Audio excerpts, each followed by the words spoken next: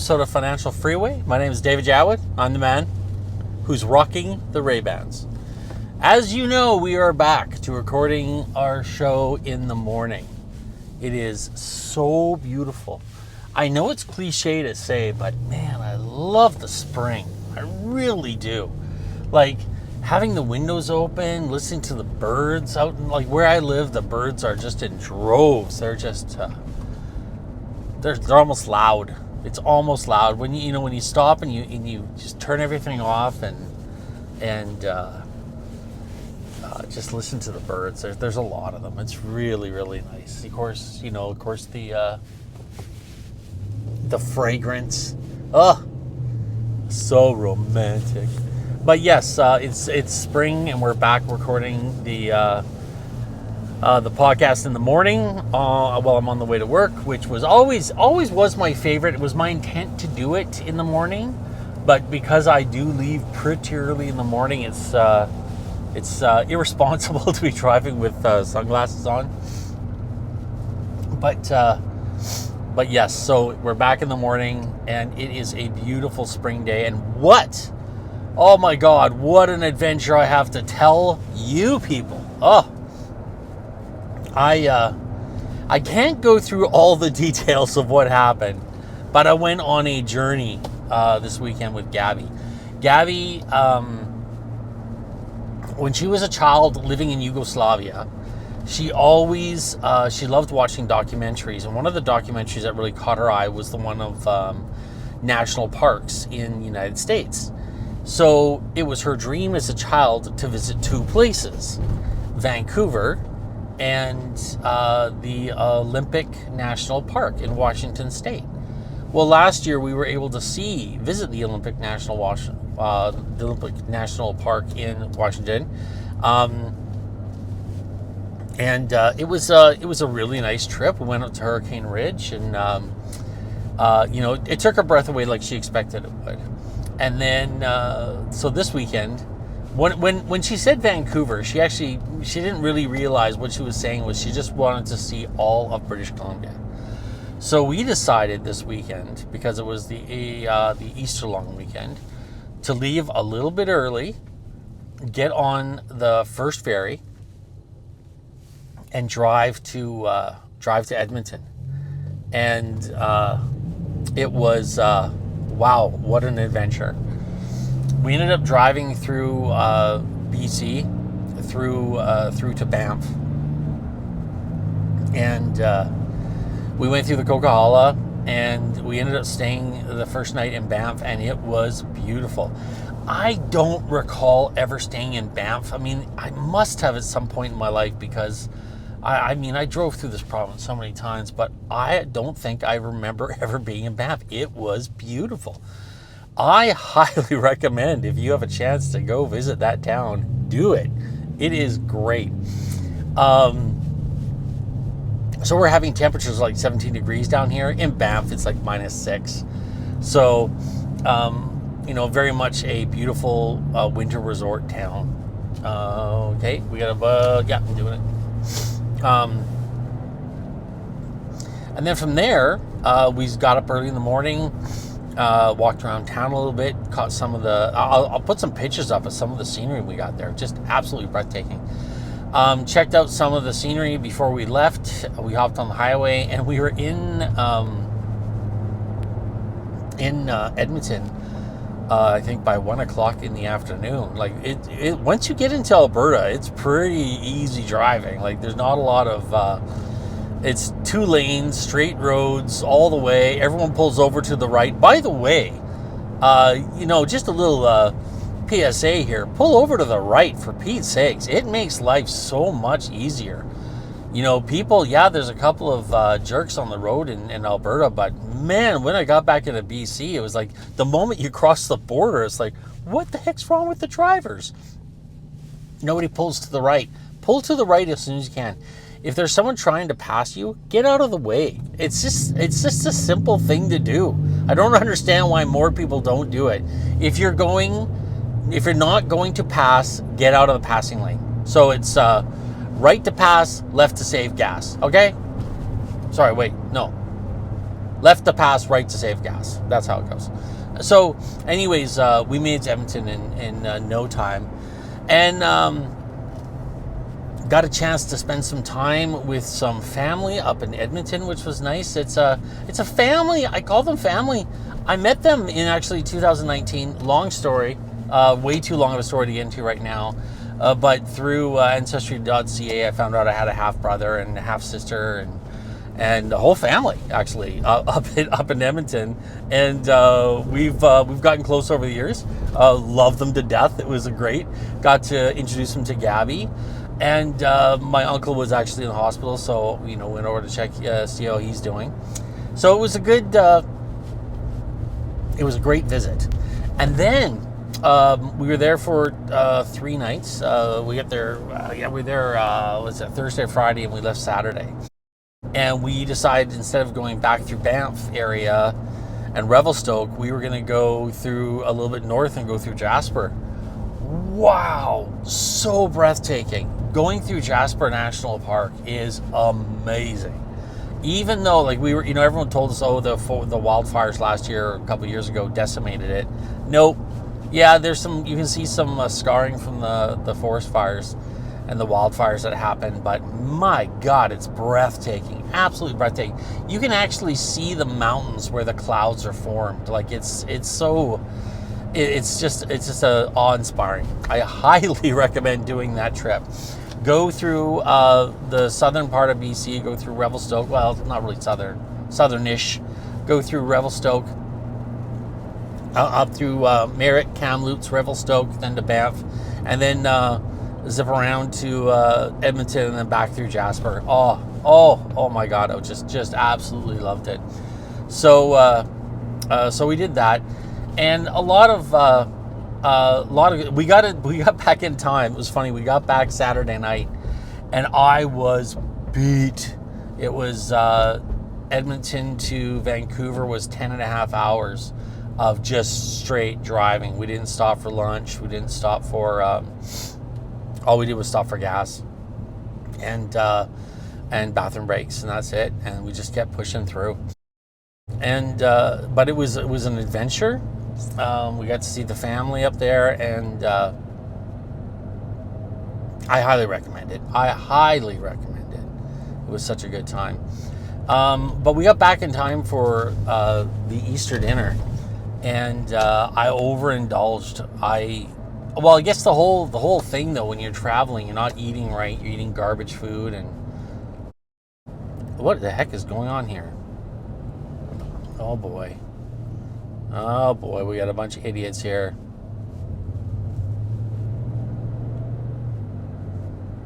Okay, he doesn't know what he's doing. Ate a bunch of bad food on the trip. Nothing's right. You're not. Your whole cycle is kind of thrown off, so it wasn't very comfortable. And then got back and immediately got in. Easter morning, got up and started making the turkey.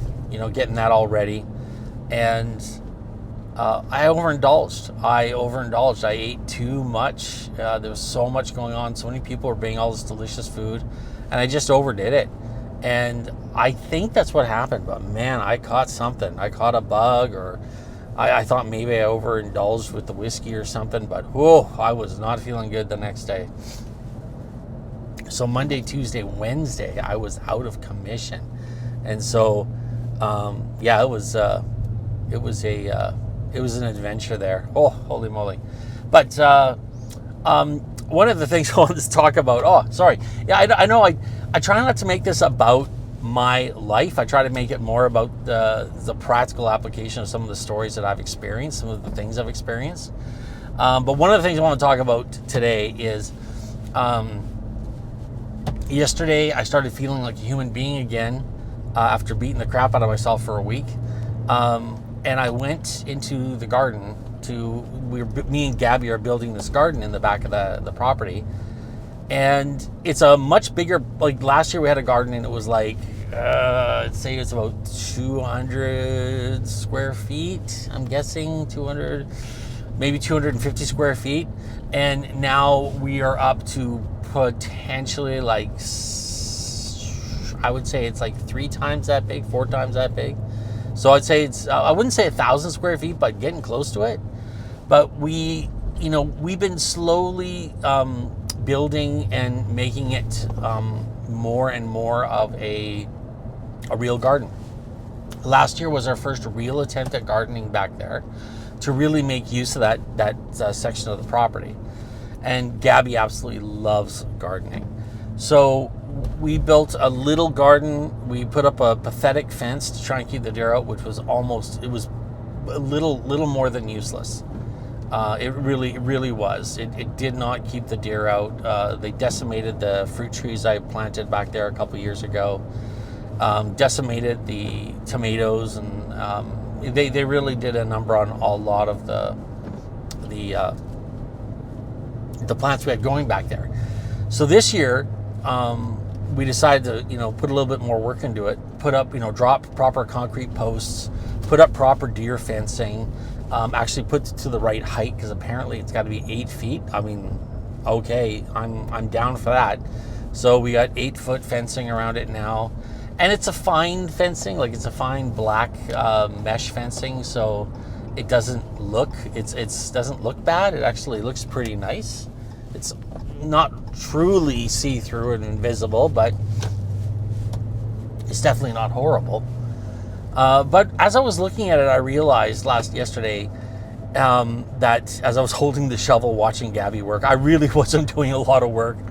This morning she was kind enough to say the reason my back is sore today is because turning soil is so much work. I'm like, no, baby, you were doing all that. But as I was looking at the work we were doing back there, I realized something. And I believe it was Mark Twain that said, there's two things that go with that. One, it's not the speed at what you're moving at, it's the direction. Gaby wants to have a working vegetable garden back there. I want to have fruit trees. I wanted fruit trees back there when the property next door was bought, and it was all undeveloped forest. And when they bought the property, they instantly mowed all the trees down to start developing. Oh my God, that was like 4 years ago. And so all I was looking at was gravel. So I put up a fence, and I'm going to put fruit trees up there to kind of help me disguise the fact that I'm living next to a moonscape.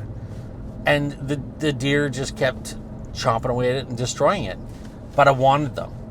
And by consistently working at getting those trees up there, and every time there was a setback, like I had one apple tree that the deer ate right down to the GD nub. Like they ate the trunk of the tree. I couldn't believe it. The leaves, yeah, I get it. A couple of the twig branches, yeah, I get it. But the stump, so they eat the whole thing. So, but I didn't get deterred by that. So what I did is, instead of being upset, I dug out the old tree and planted a new one, and then put better fencing around it. And that's what we did. And yesterday, as I was looking at it, it's like it's been 3 years of us trying to make this work consistently, and it's working. It's looking it's being what we envisioned.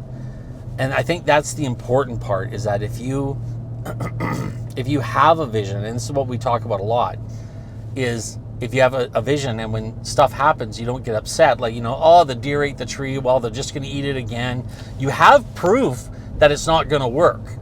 That's the thing. You have proof that it's going to fail. Then you just go, well, forget it then. No, you just say, no, I want this tree.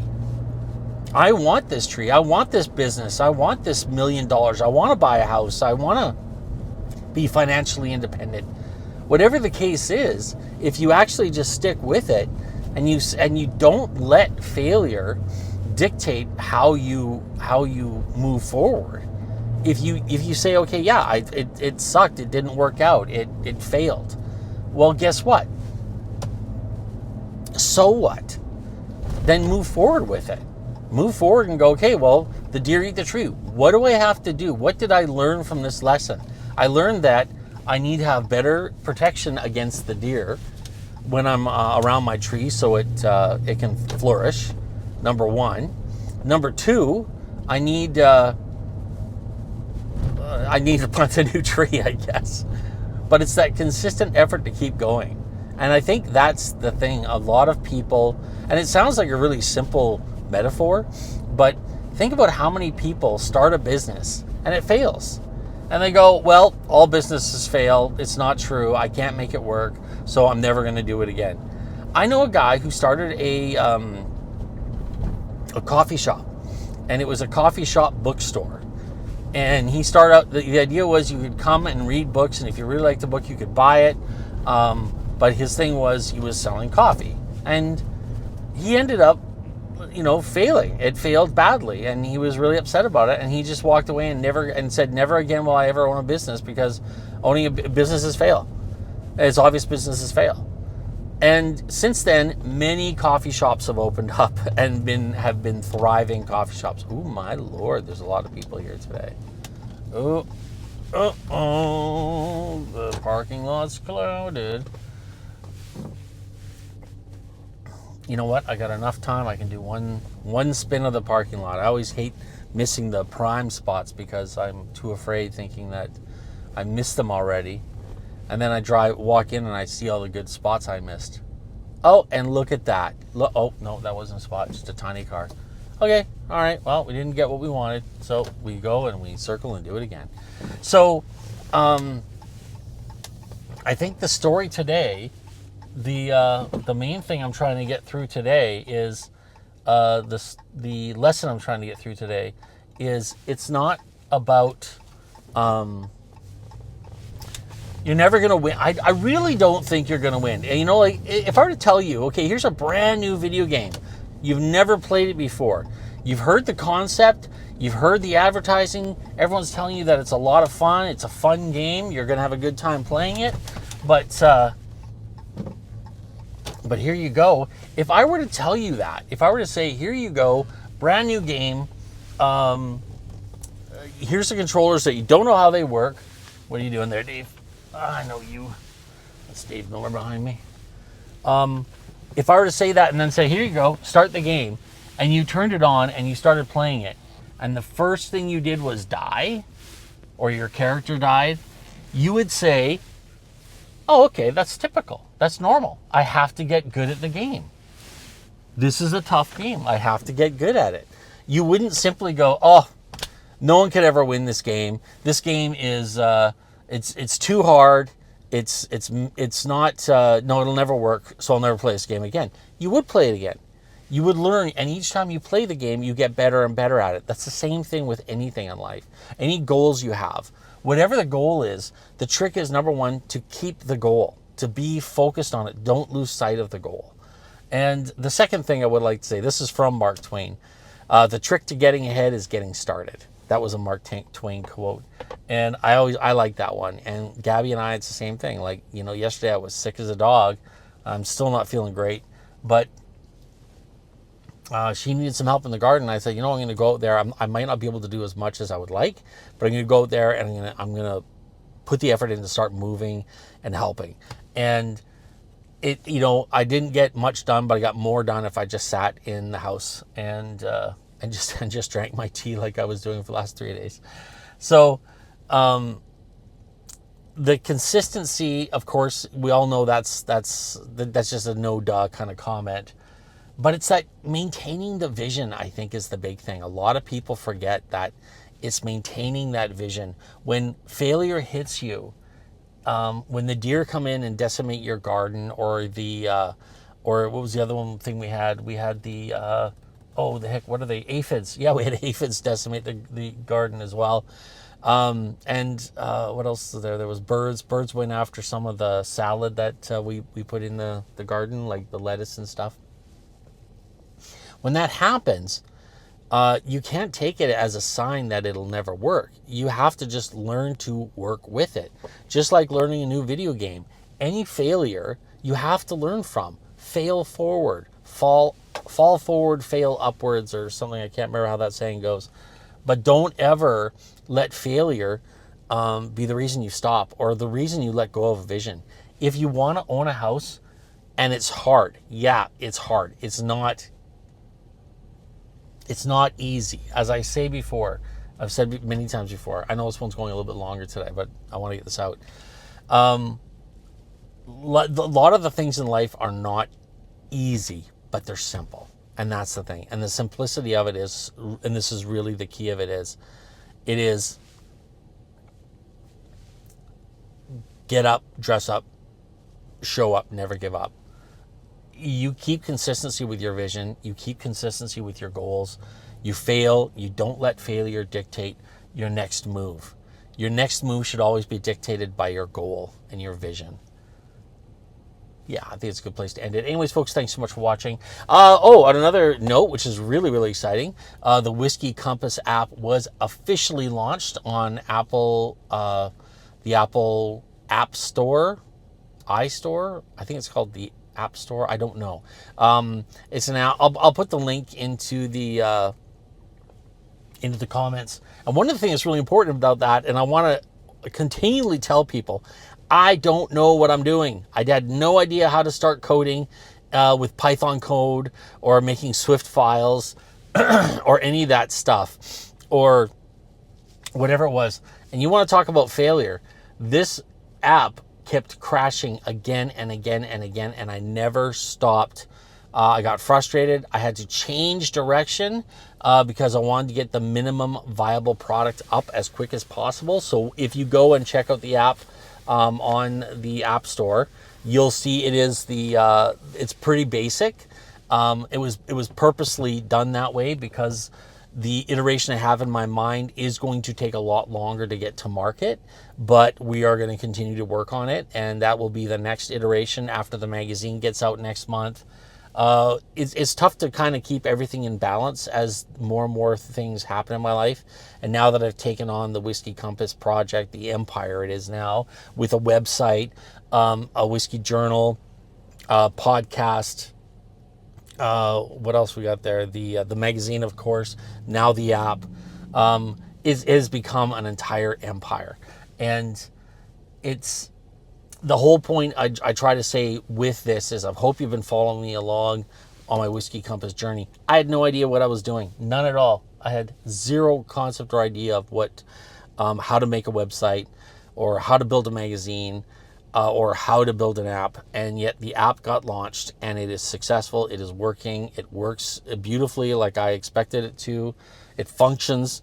If you do see it, a small disclaimer is that it was a minimum viable product, so it is a little bit rudimentary, but it's going to get more complex and a little bit more aesthetic as time goes by, but I'm very excited with what we have so far.